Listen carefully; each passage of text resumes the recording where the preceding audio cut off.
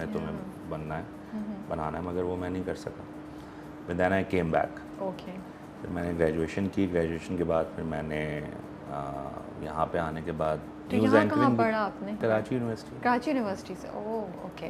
So you उस time पे जब काफ़ी हल्ला गुल्ला होता था कराची यूनिवर्सिटी में, या सुकून वाले? नहीं, मैंने तो प्राइवेट। अच्छा, प्राइवेट किया आपने, ठीक है। तो उसके बाद, सॉरी आप कह रहे थे न्यूज़ एंकरिंग, लेकिन उससे पहले आपने जॉब भी तो की हुई है बैंक में, नहीं? वो उसके बाद की थी। अच्छा, न्यूज़ एंकरिंग पहले की थी आपने? ओह वाओ, वो कैसे हुआ? मेरे मामू बेसिकली उन्होंने मुझे वो न्यूज़ चैनल में मार्केटिंग हेड थे उस ज़माने में, अभी भी हैं वो। तो उन्होंने मुझे फिर कहा कि भाई तुम यहाँ ट्राई करो, और मैं गया। मैंने कौमी अखबार जो इलियास शाकिर साहब का है, उन्हीं का चैनल भी था।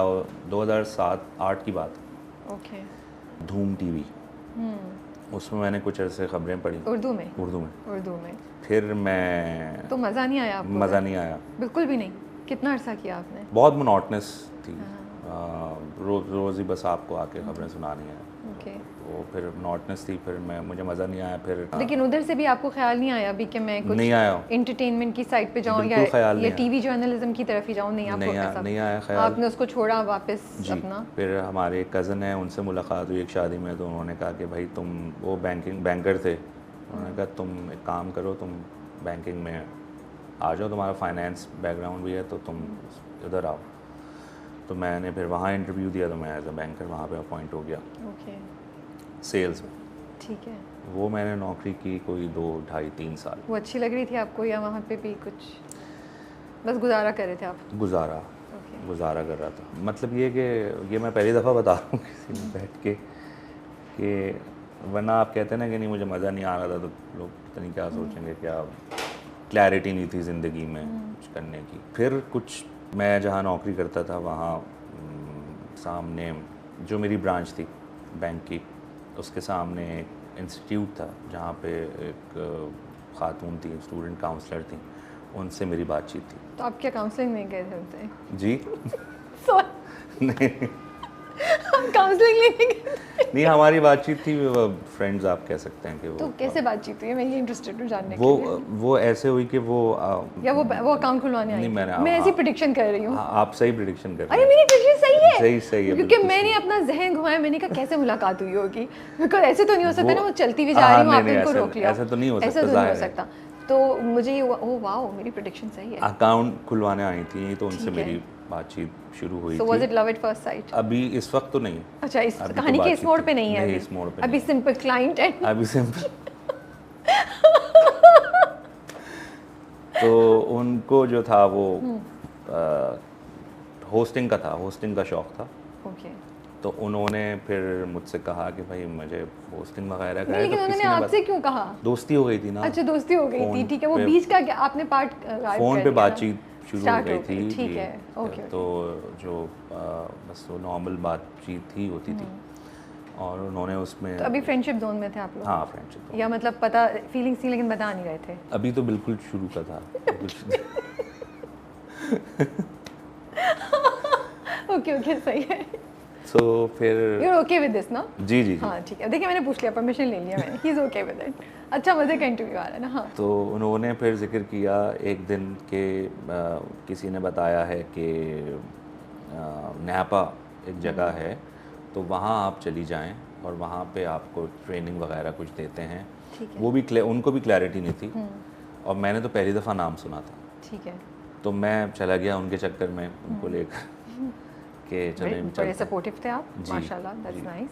एंड दैट्स काफ़ी अर्से पहले की बात है ये? जी, काफ़ी देर से पहले। It's about 10 years back, right? जी बिल्कुल, 2013 की बात है, सितंबर नवंबर। तो हम जब वहाँ पर गए तो उन्होंने कहा भाई हम एक्टिंग कोर्सेज करवाते हैं, और डायरेक्शन कोर्सेज और राइटिंग और ये सब। हम परफॉर्मिंग आर्ट्स एकेडमी है। एडमिनिस्ट्रेशन में जब गए ऑफिस में, तो उन्होंने सवाल किया कि भाई आप यहाँ क्यों आना चाह रहे हैं। उनसे किया? उनसे किया, मैं तो पीछे खड़ा हुआ था। ओके। मैं तो बस गया था। अब ये सवाल तो इसका कोई जवाब उस वक्त बना नहीं कि भाई क्यों आना चाह रहे हैं, और क्यों, आइडिया ही नहीं था किसी चीज़ का। एक मोटा मोटा ये था कि होस्टिंग करनी है, बट परफॉर्मिंग आर्ट्स एकेडमी में क्यों जाना चाह रहे हैं, आई हैव नो आइडिया। तो यही देखकर उन्होंने कहा कि फिर आप एक काम करें, शाम में एक परफॉर्मेंस हो रही है इमाम इंद्रजीत ज़िया साहब की डायरेक्शन में, फाइनल ईयर की फाइनल परफॉर्मेंस है, ओके। वो आप प्ले देखें, अच्छा। अगर आपको समझ में आता है वो प्ले देखकर कि भाई हम ये काम कर सकते हैं तो फिर आप लोग आ जाएं। तो हमने ऐसा ही किया कि हम 2-3 घंटे रहते थे, 4 घंटे रहते थे, हम वहीं बैठ गए। जब प्ले देखा हमने तो मुझे फर्स्ट, क्योंकि मैंने तो कभी थिएटर देखा ही नहीं था, मेरे लिए theatre was Umer Sharif theatre. Okay. I have I had no idea कि थिएटर क्या है। तो मैंने जब वो थिएटर देखा लाइव और नैपा ऑडिटोरियम में, प्रॉपर स्टार्ट मिडल एंड एक कहानी है, एक्टर्स लाइव परफॉर्म कर रहे हैं, तो वहाँ कुछ हुआ उसी वक्त आपको अंदाज़ा हुआ? उसी वक्त हुआ अंदाज़ा। और वो जब पूरा प्ले देखा और उसके बाद हम बाहर बैठे तो मैंने ये कहा कि यार ये क्या था, आई मीन ऐसी तो परफॉर्मेंस या इस तरह की चीज़ कभी एक्सपीरियंस की नहीं लाइफ। तो वहाँ से थोड़ा थोड़ा सा इंटरेस्ट बना, फिर हम गए, हमने एडमिशन फॉर्म वगैरह भरे। अच्छा, आप दोनों का? जी, दोनों का। मेरा भी बन गया उस वक्त, मैंने कहा भाई ठीक है, अगर मतलब उसी शाम में बैठे बैठे? उसी शाम में प्रोग्राम बन गया कि यार ये कुछ डिफरेंट है, इसको करना चाहिए। और उन्होंने कहा आप मोनोलॉग्स हैं, 2-3 मोनोलॉग्स उन्होंने दिए, जो ऑडिशन प्रोसेस होता था ज़माने में नैपा का, वो याद करके आपको सुनाना होता था। कट टू नौकरी चल रही है दोनों की ही, मेरी भी, और हमने वो याद किया पेपर और चले गए ऑडिशन देने के लिए। ऑडिशन डे पे जब मैं एंटर हुआ रूम में तो सामने ज़िया मुहीउद्दीन साहब, तलत हुसैन साहब, राहत काज़मी, खालिद अहमद, अरशद महमूद, वाओ, उज़मा सबीन, ये लोग बैठे हुए थे सब। और मैंने जब सुनाना शुरू किया तो मैंने थोड़ा सा सुनाया और मैं भूल गया। ओके। मैं ब्लैंक हो गया।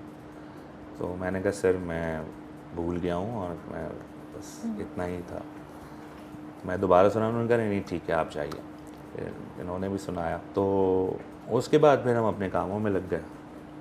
जॉब वगैरह में कॉल आती है नैपा से कि जी ज़िया साहब के साथ आपकी मीटिंग है और आपकी सिलेक्शन हो गई है ऑडिशन। गए, ज़िया साहब से मुलाकात हुई द फर्स्ट टाइम।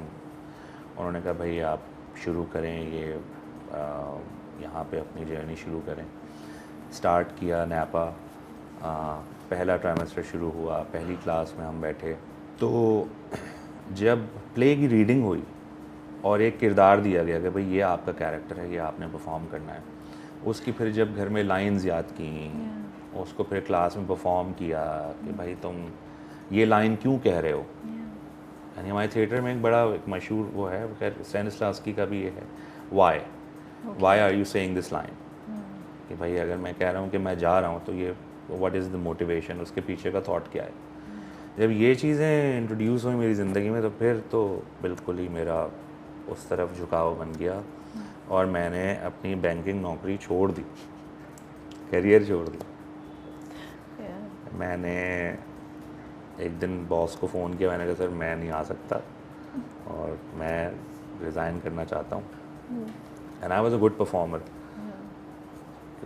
कज़न की भी कॉल आएगी, यार तुम क्या कर रहे हो, ये करियर है पूरा, बड़े हो घर में सबसे, एक्टिंग थिएटर का कोई स्कोप यहाँ पे नहीं है और इट्स अ बिग डिसीजन, नहीं करो ऐसा, मिल लो मुझसे। मैंने कहा नहीं, अब हो चुका है मुझे। अब क्योंकि जब ये मैं क्लासेस ले रहा था और कोशिश कर रहा था कि मैं मैनेज करूँ, तो फिर जब मैं उधर जा रहा था ना 9 to 5 सेटअप में, तो मुझे बिल्कुल मज़ा नहीं आ रहा था। और मुश्किल भी तो होगा मैनेज करना। मुश्किल भी है, नापा में पढ़ाई होती थी उस वक्त भी और आई एम श्योर अभी भी होती है। बिल्कुल